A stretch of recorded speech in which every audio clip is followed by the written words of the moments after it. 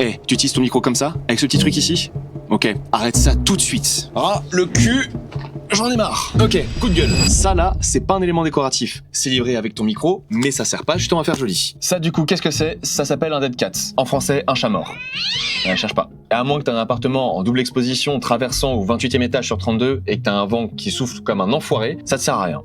Voilà. Le micro, si tu veux tenir comme ça à la main, y a aucun souci. Le truc qu'il faut faire, c'est qu'il soit entre 25 et 30 cm de ta bouche. Du coup, tu vas placer ta main comme ça, depuis ton menton, et ton micro au niveau du petit doigt. Pourquoi? Pour une seule et unique raison. C'est que ça va t'éviter d'avoir des putains de plosifs comme ça dans le micro et la membrane, et qui va éclater les oreilles de tout le monde. Sinon, y a un truc qui est pas mal, c'est qu'ils ont mis un petit aimant là, tu vois là? Un petit aimant qui te permet de faire un truc sympa. C'est soit tu le mets aimant extérieur, micro intérieur, toujours au milieu de la cage thoracique. Sinon, merde, enculé, il est tombé. Tu le mets à l'extérieur comme ça, pareil, et c'est toujours ce qui soit au centre. Sinon, t'enlèves l'aimant. Il y a un truc qui est sympa aussi, c'est qu'ils ont mis une petite pince croco qui sert à quelque chose. Donc soit tu mets la pince croco à l'extérieur, mais bon, là, ce qui est un peu chiant, c'est que tu peux vite avoir justement la voix rauque qui vient de la gorge et avoir une sorte de saturation un peu dégueulasse sur le son. Là, normalement, ça va être bon parce que le micro est quand même de bonne qualité, mais à éviter. Sinon, tu le mets à l'extérieur, c'est un peu mieux, comme ça, et le mieux, c'est quand t'as une chemise, tu le mets ici ou le croco à l'extérieur. Alors, par pitié, enlève-moi ça.